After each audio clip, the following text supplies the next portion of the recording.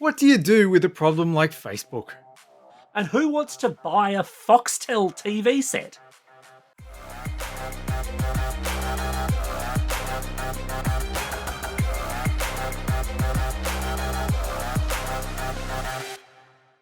Vertical Hold is proudly brought to you by Aussie Broadband, changing the game with their award-winning network and Australian-based support. Hi there. Welcome back to Vertical Hold Behind the Tech News. Each week, we sneak across the state borders to catch up with Australia's leading tech journalists and dive into the big tech stories of the week. I'm Alex Kidman, and I'm joined, as usual, by Adam Turner. Hey, Adam, the world's gone nuts for Netflix's Squid Game, in which participants play childhood games for big cash prizes or death.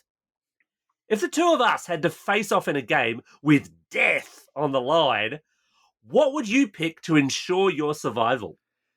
Well, Fazzini, I think anything that involved knowledge of actual sport, I'd be pretty safe. Yeah, I'm dead. I clearly cannot choose the game in front of me. Yeah, that's it. I'm totally gone. So I think I need backup if I'm going to be gone. And we're joined here in the virtual Vertical Hold studios. Well, only slightly virtual, as he's actually sitting right here next to me by Finder's Angus Kidman. So, Gus, given we're siblings, if it's the two of us versus Adam, what game are we going to pick to take Adam down with? We're going to play Cluedo, and we're going to cast him as Mr. Black, who gets murdered at the beginning, so he's guaranteed to lose. I like the way you think. Can't argue with that.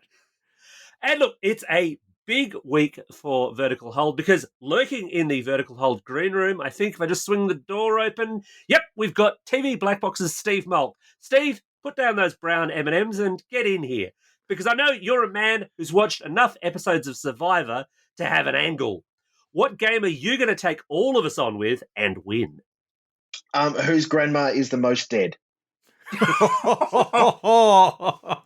I'm 2 for 2. I reckon you beat that. And he thought this was victorious, but he's forgotten that if we count it properly, we have something like 7 grandmas. So I think we could get in on the bulk count. Yeah, you're messing with the wrong family here. And it's going beautifully, Squid Game, because there's just suddenly this massive body count. Quantity versus quality. Oh, wow. But look, as I said, it's a big week in the Vertical Hold studio. Adam, how many episodes would you say we've recorded over the years? About True Fitty. God. Is it about that time that I noticed that Alex was 8 stories tall and a crustacean from the prehistoric era? It's a goddamn Loch Ness monster. Someone needs to get Adam his medication again. But yes, it is our big 350th episode, so we figured we'd better take on one of the tech industry's true giants in the form of Facebook. Facebook made headlines recently for going offline spectacularly, but after insider revelations around some of its acquisition strategies, there's some wondering if that might not have been a better state of affairs. And meanwhile, it's also been mooted that anyone who runs a Facebook page might be liable for defamation issues relating to user comments. But is that regulation that's really going to work? We're going to get into that later. But first of all, Foxtel had some TV news. And look, usually Foxtel has TV news, and let's be honest here, this is a big part of the reason why we've brought Steve into the green room. We've tempted him with the brown M&Ms. But this isn't a Foxtel branded thing. This is Sky Glass TV. Sky Glass TV. What on earth is Sky Glass TV, Steve? In short, News and Murdoch want to become the Apple of the television in your lounge room. What could go wrong? Not a thing. Who could imagine?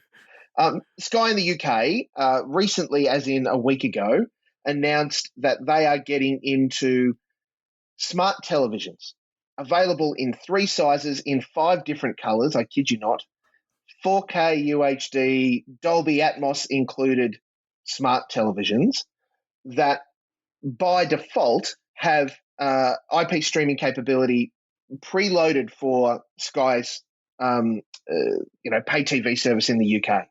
Because they're the Foxtel equivalent in the UK, right? Yes, they're sister companies. Let's go there. Their view at launch, and this is part of a bigger approach from the Murdoch-led media, is that they want to work a lot closer together. And it makes sense when you're going to step into manufacturing, you want to make 7 billion widgets, not 3 billion widgets, because all of a sudden your cost comes down.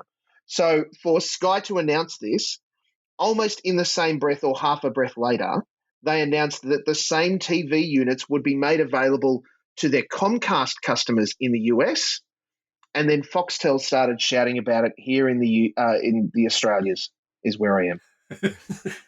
Right there in the So Australians. you say manufacturing, but I'm guessing they're not actually setting up a Sky factory, somewhere just outside East Acton or something. Wuhan. Do we know who's actually making these panels, or is this just going to be whichever Chinese factory is producing them the cheapest? It is a lab outside of Wuhan. They have been very tight-lipped about who is going to make the TVs or what partner, if they indeed have a partner.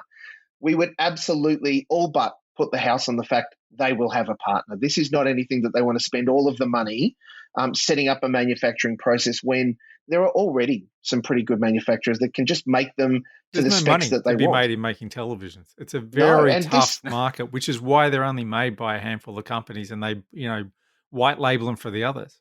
But I think, Adam, you raise a really good point about this whole strategy. What the fuck? Yes. Like, really, when you're a content company, ultimately that's what Sky, Comcast, and Foxtel are. Why are you then getting into things that are bigger than a set-top box? Other than the fact that you're trying to do away with satellite and IP streaming is the future of 2012, it's 2022, friends. Like, the issues that you will bring on and the call centers you will have to set up just to deal with troubleshooting and fault finding and warranties on your manufactured product are going to, I would have thought, eat into any profit you make from them.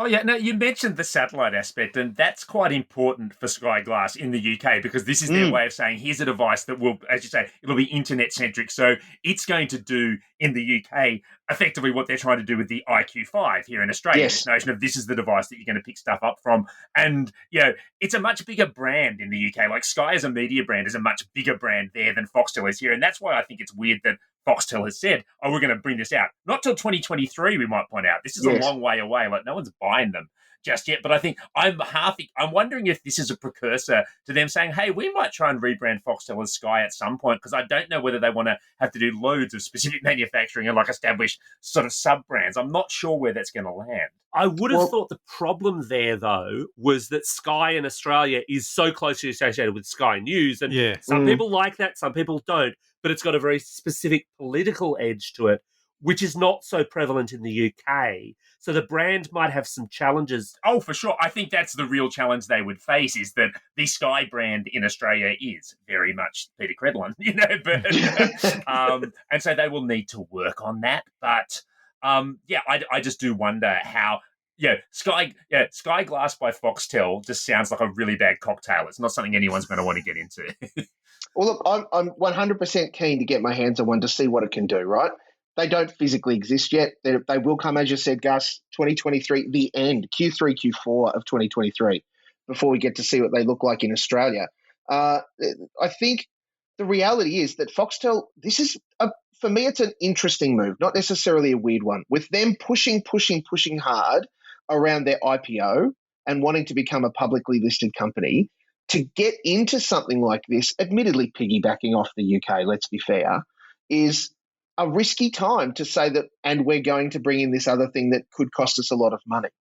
The move to streaming is absolutely to help support the IPO and, of course, get out of costly satellite fixtures, though in Australia, unlike the UK, Foxtel in part are kind of tied to it, because while they don't have as big a penetration as they do across England and Scotland and Ireland and the rest of them, in Australia, where they have a fair chunk of their market, good internet that supports IP streaming does not exist. And I would have thought that's a specific challenge for this, because one of the odd things with it, as distinct from some of the set-top boxes, correct me if I'm wrong with the IQ5, because I just don't know, but for Sky Glass, it has no onboard storage, but they're going to offer recording to the cloud for a year only. So catch up. Foxtel now, right? Yeah. Hey, presto. Because that just always works so flawlessly. Rest in peace. I feel like I need to face Mecca and cleanse myself now. See, to me, this seems like the kind of idea that only a person who worked in marketing would think was a good idea. I really I don't think get it's got it. legs. The only reason why I can see it might have legs is because to me, there's everything in it for Foxtel and nothing in it for the end consumer, except for maybe you can pay for it by the month and pay it off. But there is one thing. These days, there was a time when everybody was just used to the fact that you would need at least one set-top box, if not more, to do all the jobs you wanted to do. You'd have a VCR, a DVD player, or a Foxtel box or whatever. Now with smart TVs, they can do pretty much everything. So you don't really need a set-top box anymore. So this idea of, but you've still got to have the IQ5, it's like, but all the other things I want to built into my TV. So suddenly it actually makes sense, whereas it didn't make sense 5 or 10 years ago to say, yes, here, have a TV with all this stuff built into it because people might not want a set-top box anymore. Yes, just me? Only Foxtel could look at an already crowded market and cry, me too. There is that. But look, I mean, what we've seen in smart TVs, though, is the big challenge is keeping them updated. Yeah. Yeah. And Foxtel struggles enough to make Foxtel Now work on the platforms that it supports that for. And it doesn't work terribly well for the money, in my experience. So the idea of, right, we've got this TV and it'll do Foxtel, it'll do Netflix, it'll probably do Disney and a few others at that point, maybe Paramount Plus. But will it still do them in 2 to 3 years when one or more of them have collapsed and maybe there's a new competitor? Maybe we've got that Hulu Look competitor at you, here. Mr. Cynical. Yeah, absolutely. Too many years of being a tech journalist. That's why he gets paid the big bucks. When do these big bucks appear, says Mr. Cynical. Can someone tell me But that about it, updating please? thing for smart TVs is so critical. Yes. Yeah. But it rarely happens. I think that the best player in the market locally for that is Samsung because they do add-on boards and actual add-ons to make their smart TVs up to date. And even they're not where, to my viewpoint, they're not quite where consumers might want them to be. I can't see Foxtel being better. And Foxtel's got a vested advantage into not rushing into this thing. If some new whiz-bang streaming service that everybody wants comes out, well, the Android TV platform, whatever, well, they're going to put it on there as soon as they can because they don't care. It's not competing with them. But why is Foxtel going to bust the gut to put its new competitor on there? Oh, sorry, that'll have to wait for a firmware update next year. That's bullshit. Why would I put Foxtel in charge of my television? But here's what we don't know as well. What is the platform they're using to make it a smart TV? Will it be a proprietary thing? Will it be rebadged something else? My guess would be they'd be crazy to not go down the Android TV path, given the apps that they've already got in it, right? You're right. They'd be crazy not to use Android, and they won't use Android. Or they'll use Android in a very Amazon store kind of way where they manage to make it just cripple the shit out of it. so they can get a little bit of coding simplicity, but also just make it a tiny bit awkward. So they're going to follow the Telstra TV Roku box model. Imagine if you got a Roku and you castrated it. Gosh, you guys are the worst. Honestly, I think there's an opportunity here. The benefit absolutely to Foxtel is that they're not first to market, right? Sky in the UK are going to deal with the initial out-of-the-box failures and pixel failures and all those sorts of things. Part of the issue they will have to overcome with the market in all 3 countries and wherever else they drop it is, at the moment, for example, when your IQ fails and you have to send it back or get a new one, your TV still works. Yeah. If your TV is with Foxtel and it carks it, what do you do? Like, they're going to have to address and be prepared for all of those sorts of things. You go outside and realise that maybe you don't need Foxtel. What is this outside you keep talking about? I don't understand it, Alex. The thing, their approach to multi-room is actually pretty smart around the Sky Glass particularly. They've introduced with the product effectively an obese Amazon Fire Stick. They're calling it the Puck, and it looks like a box of KFC chips. It's massive, this little device. But it's a device that plugs into your other TVs and you can share it off the main account and off you go. So there's a cost saving to consumers in that regard. You don't have to have, your Foxtel Glass or Sky Glass TVs in every room, at least in the way that they have pitched it to us now. We know the reality between here's what we're going to do and here's what actually comes to market can be very different beasts.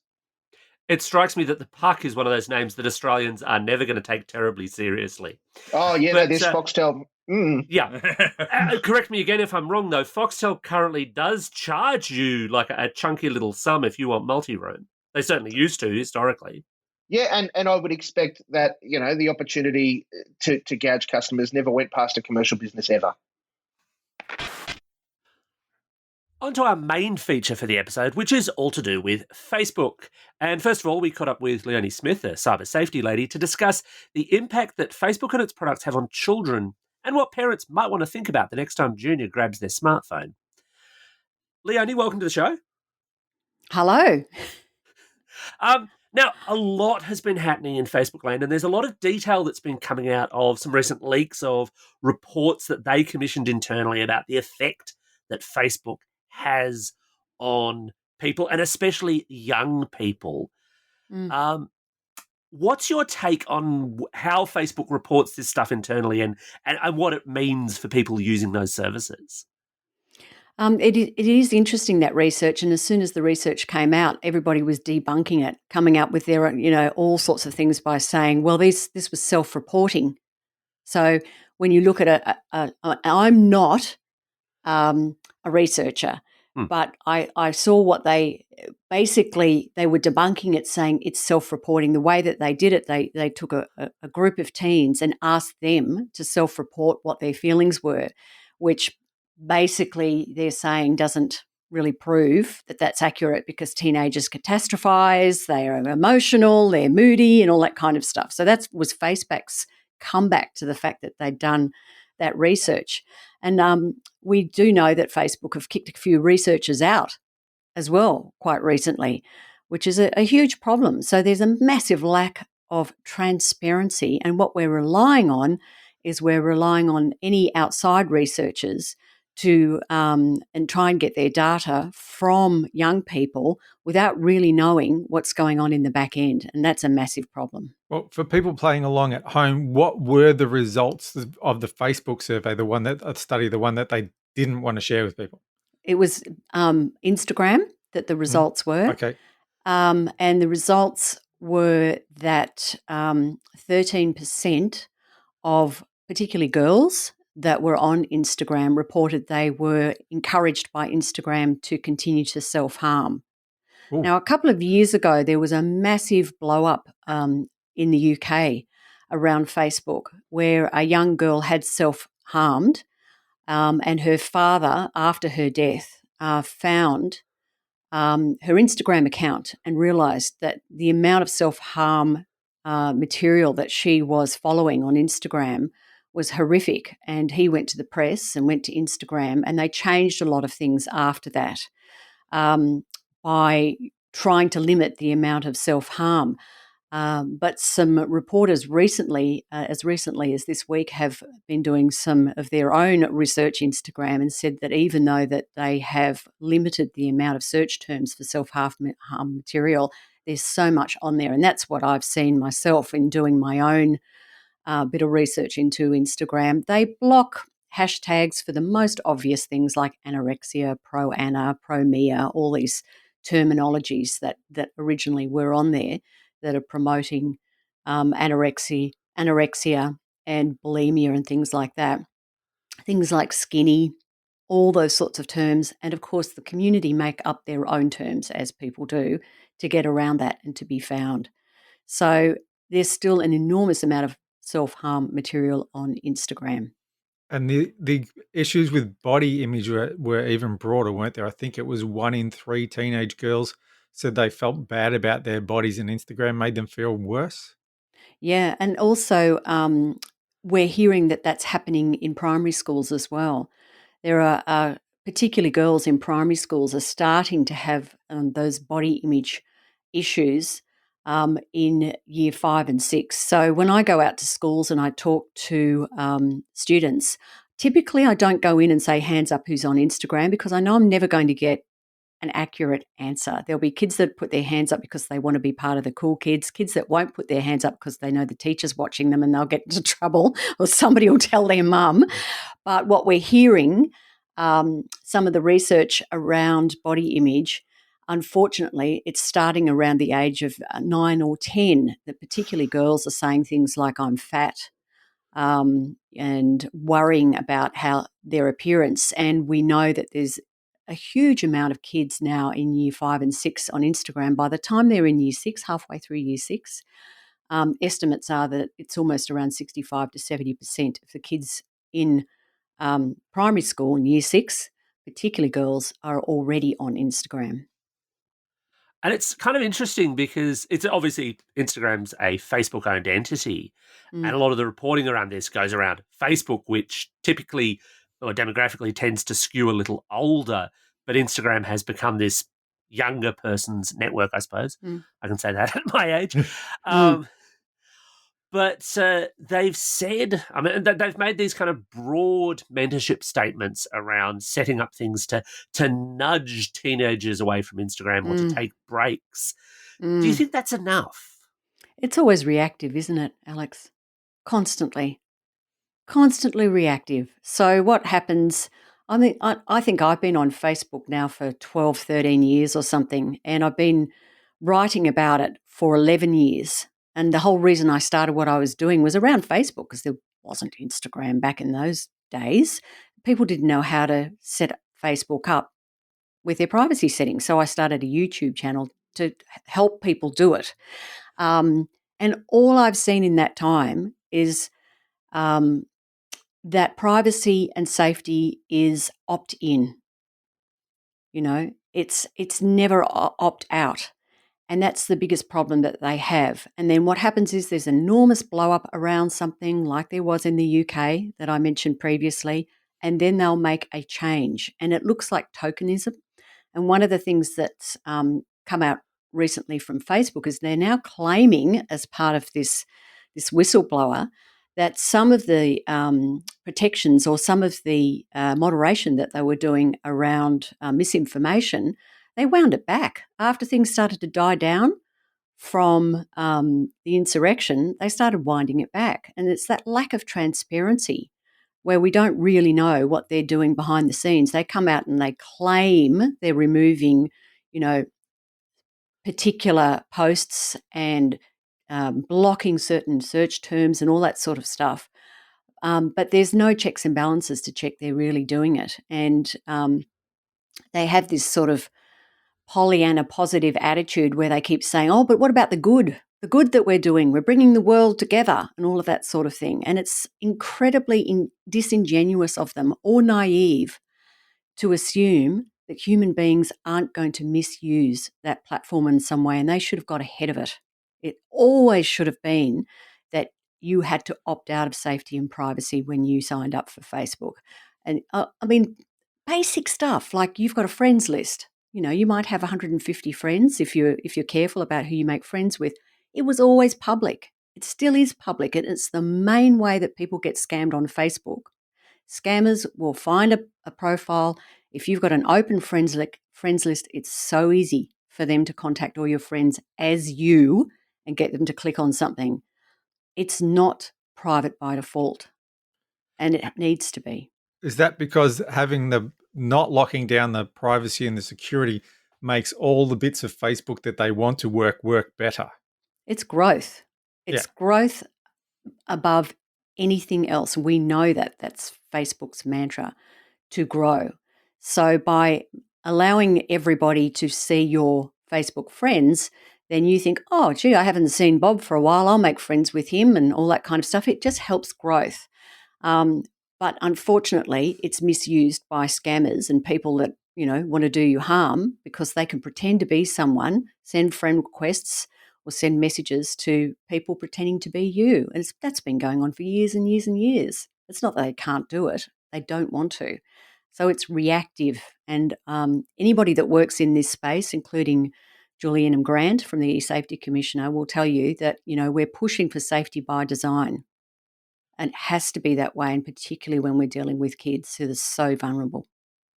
And it's something that I think Facebook's design makes worse, because one of those things that I tend to do probably about every 6 months is just dive into Facebook privacy settings because they change. Yeah. What have they turned back on without telling you? Yeah. Because where things are changes and what's on and off seems to change as well, which of course means that you can have this false sense of security of thinking, oh, well, I've set up all my privacy stuff, I'm good. And then you go and look and you realise, well, hang on, I'm not. That's why I'm getting, weird messages or odd people I don't know commenting on my feeds. And that's the kind of very light end of the scale, really. I think it makes fools of us all, Alex. I mean, the so-called privacy security settings are so complex now, and they were complex at the beginning. They wouldn't have them all in the one place. So you'd go into settings, the drop-down menu, and you'd set up all your settings, and then they started dividing them into security, privacy, all these different things, and wording it in such a way that you didn't know whether you should toggle it on or toggle it off. What was this privacy setting? Why should I?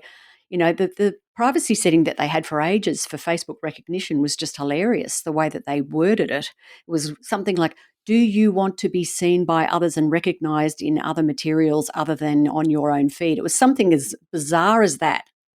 Now they've changed it to say, opting out of facial recognition because everybody knows what that means. And there's other sorts of hidden privacy settings all over the place on your profile that you wouldn't even know were there, like hiding your personal preferences. What books do you like? What films are you liking? There's a whole separate place for getting rid of those things, because the more a scammer or someone that wants to do you harm can see about your personal preferences, your lifestyle, who you are, who you're related to, the more they can pretend to be someone that you're likely to trust and send you something you're likely to click on or likely to send. And that's what it's all about, is your vulnerability, because somebody knows everything about you. So, I mean, the privacy and safety settings are, in my mind, set up to bamboozle the user so that you give up and you stop trying to protect your privacy. I mean, I wouldn't say I'm paranoid. I think I'm a realist, but I have, as I said, been on Facebook probably since 2000 and whenever it was, I don't know, 2009 or 10 or something. And I have very, very little in my Facebook account, primarily because of the job that I do, and I don't trust them, and I'm a private person. I delete everything off my profile that I can about every 3 months. That's including comments, likes, everything. And I know it's a fool's errand because they already know so much about me anyway and the back end, but it makes me feel better to do that.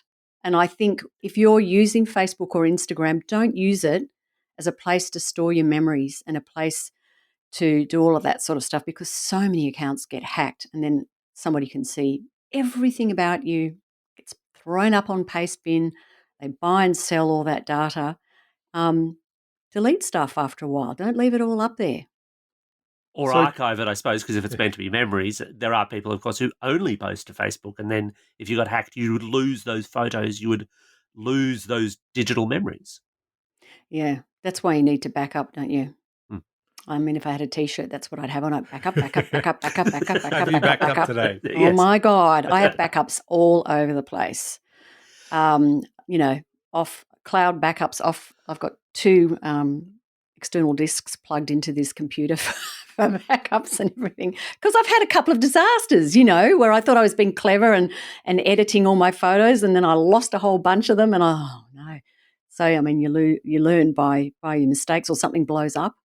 The typical one is people that, take all their wedding photos on an iPhone, and then they leave the iPhone in a cab or in an Uber or something like that. And you're like, and Or they're saying, baby photos. the baby photos. There are people who are going to get to their 21st birthday and have no baby photos because it was all taken on their parents' iPhone, and then something happened to the phone and they lost everything. Yeah, It's human nature just to trust, I think. And I think in general, consumers are way too trusting of their technology.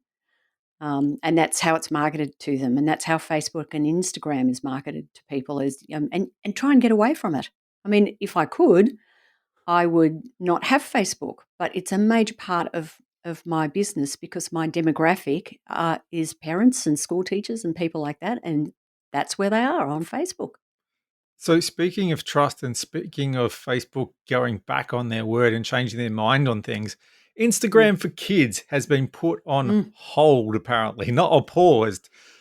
Is it inevitable? Can they do anything to improve it, or is just the entire concept a bad idea? I think that you're right. The entire concept is a bad idea, and that's terrifying, isn't it? When they say we're putting it on pause, Yeah. it's like a threat. Yeah.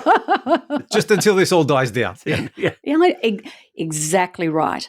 The whole concept is a problem. So I saw Facebook comparing it to Facebook Messenger Kids. So I don't know if you guys know. I know you've got younger children. Yeah. Do any of you use Messenger Kids, Facebook Messenger Kids with your kids? No. Okay. Mine are all teens, so it's actually, if I use it at all, it's Facebook Messenger. Yeah. Yes, but for the primary school kids and the beginners, there are a few parents out there. It's not a huge uptake that use Facebook Messenger Kids, which means you can get friend requests and you can approve them or deny them. You can see the text messages going backwards and forwards, which is extremely difficult to do on any other messaging app, as you guys would know.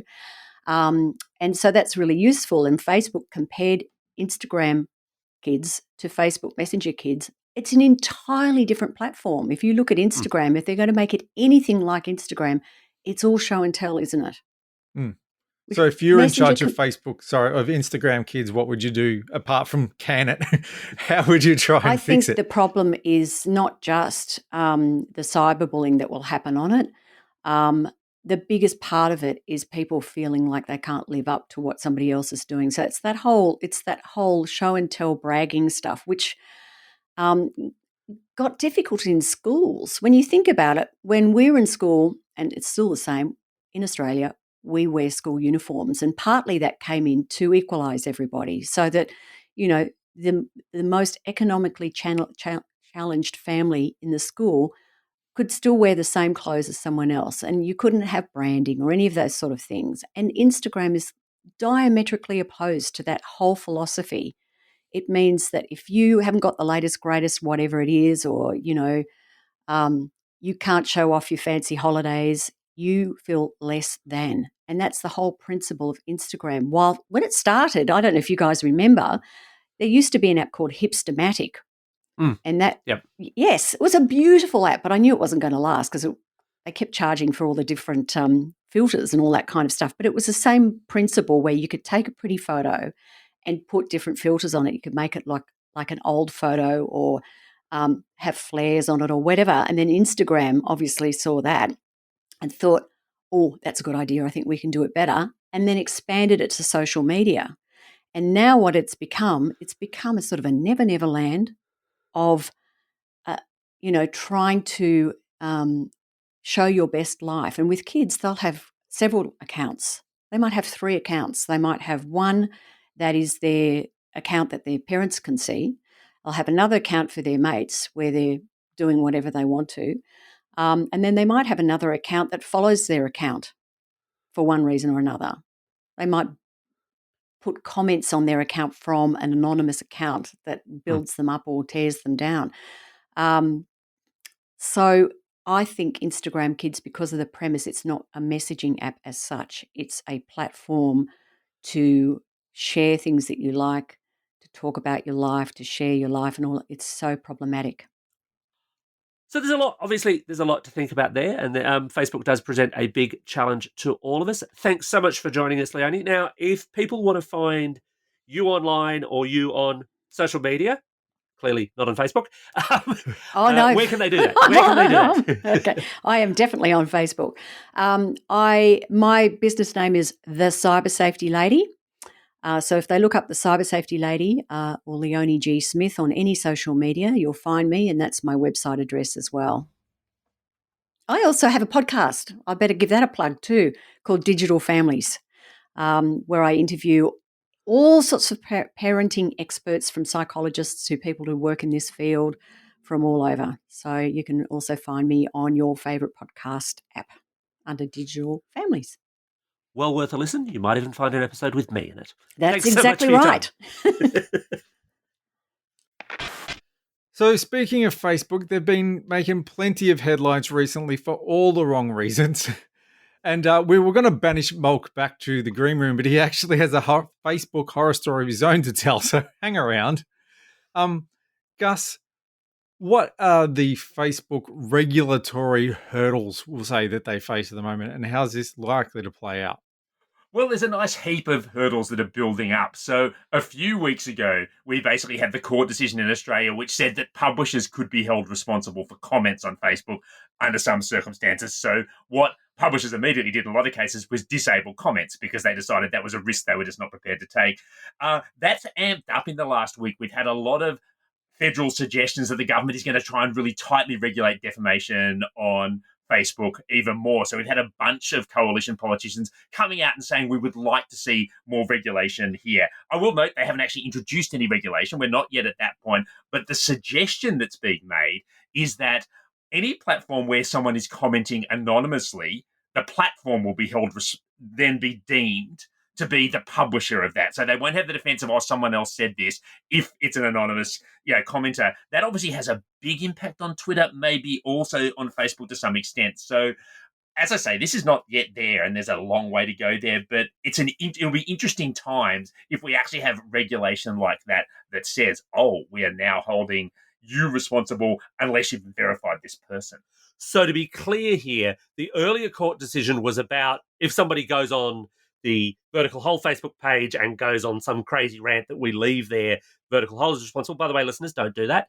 We'll be in charge of the crazy rants. Thank you very much. The crazy rants are our business, dang it. But that's the earlier one. What this later mooted thing, I think it was Paul Fletcher, the communications minister, was saying is more to do with if an anonymous Bob turns up and makes that rant, and we can reasonably say, well, we don't know who anonymous Bob is, Facebook is liable for that. That's where they're going with that. Yeah, this is the suggestion. They're saying that if horrible anonymous trolls go on and say terrible things about, say, politicians or their families or indeed anybody, then they're suggesting that they would then be the publisher and then potentially liable under defamation law in a way that they have not typically been held to be so in Australia.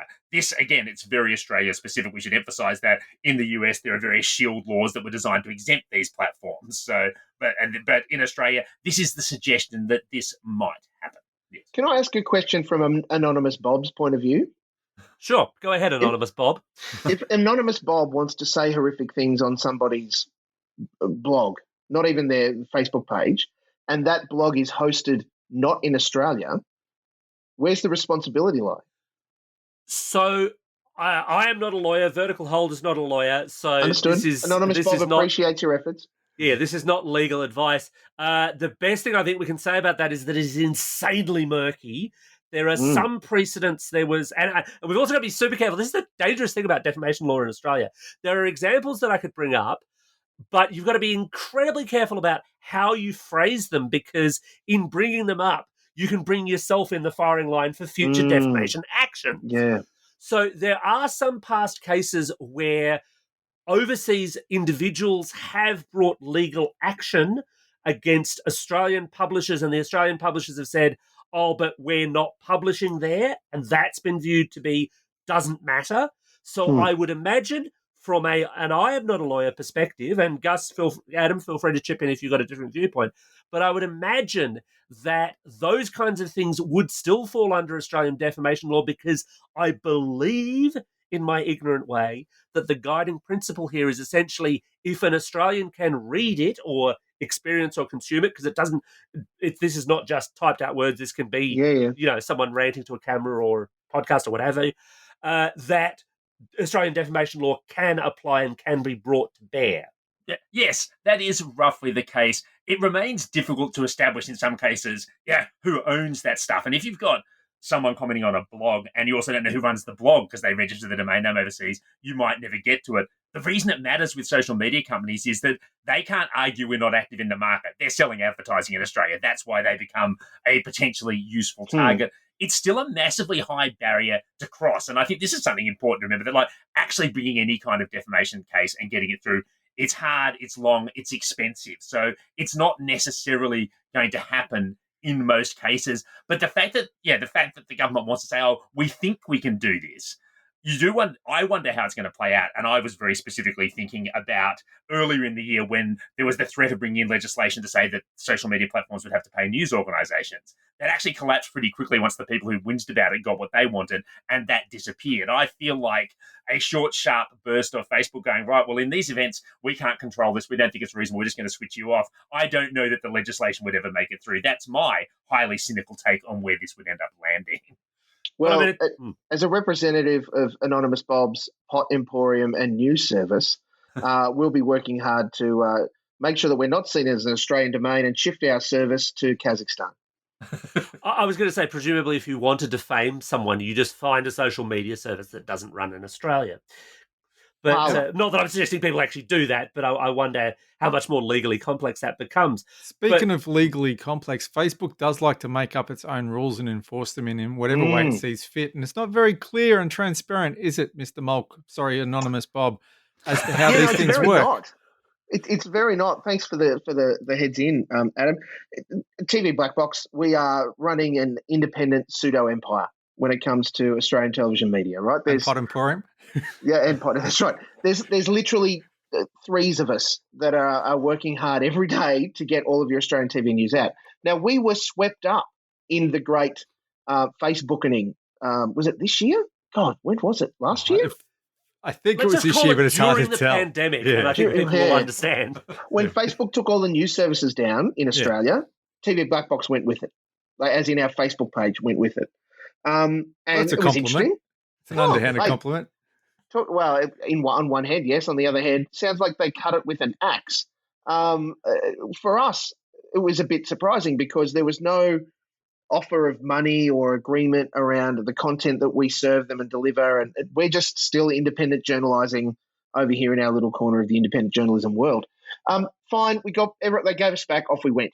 And then about a week ago, the TV Black Box Facebook page vanished again for zero reason. Like, there was no clear, hey guys, these posts or even this single post or even this comment has been deemed to be inappropriate, so we're, shadow banning you for a day, week, month, year, forever.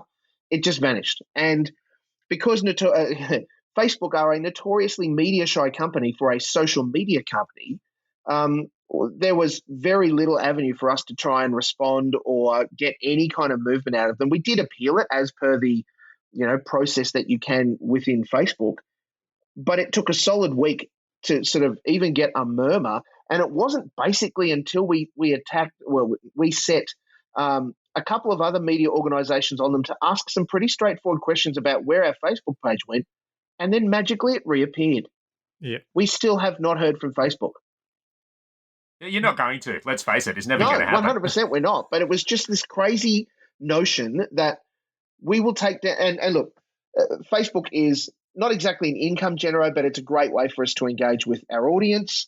And a good opportunity to spread the word of TV Black Box and the stuff we write about. We're not making money out of Facebook, or we're also not spending any money on Facebook, and we won't be in a hurry now.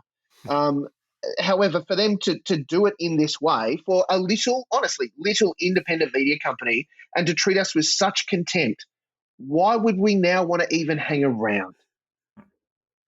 It's a common story that there's zero transparency, and I've had the same thing. I've had pages come to me with, literally millions of followers who've been taken offline for no reason, couldn't get no response out of Facebook, and it's only because I know the right, unlisted number to call to get someone at Facebook, and hey, it magically gets put back, and it's not good enough, and they think that the rules don't apply to them, and that they don't have to be transparent in the way they apply the rules, and that shines through in everything else they do. Well, with my devil's advocate, not brought to you by Facebook, back the money truck up, guys. Beep, beep, beep. It's Facebook's platform.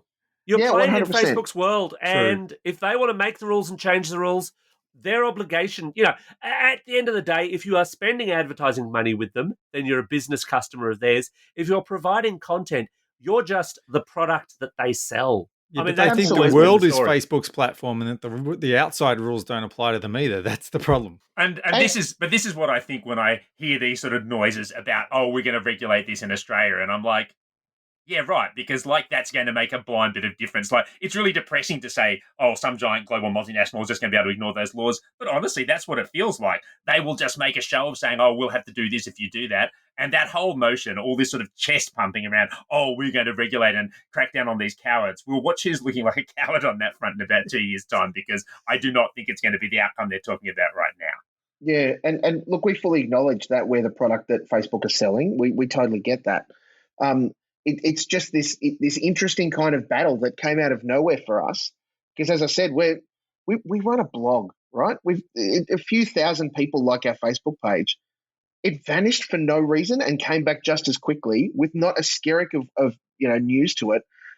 How do they even want to? If it was anyone else, like as in a more important, and there are lots more important businesses, but anyone else, it'd be on a current affair, or they'd be running their own investigation into Facebook and whatever. But because we're a nobody media company, it's like whatever. Well, that just about wraps up the 350th episode of Vertical Hold. Thanks to Gus for joining us for this week's show.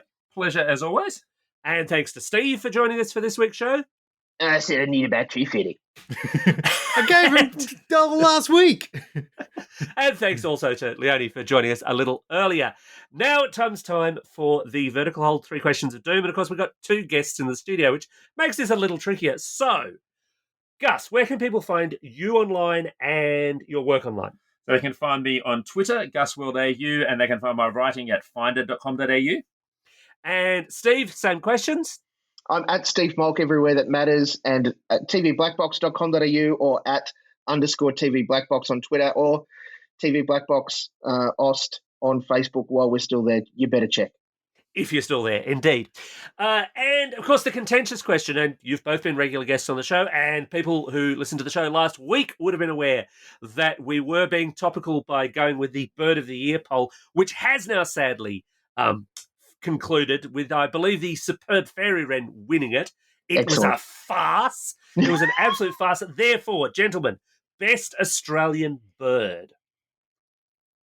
I'm going to channel yet again the spirit of Chris Duckett and 100% go for the ibis. What a champion. What an underrated survivor in this horrible modern world. So back in the ibis all the way.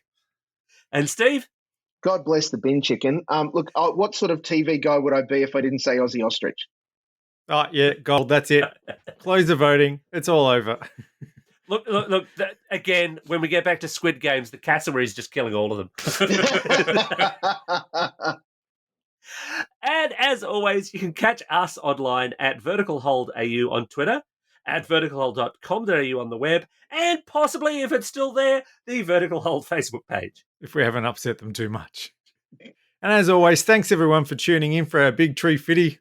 Don't forget to tell your friends about us, leave us a review on your podcasting platform of choice, and help us spread the good word for the next 350 episodes.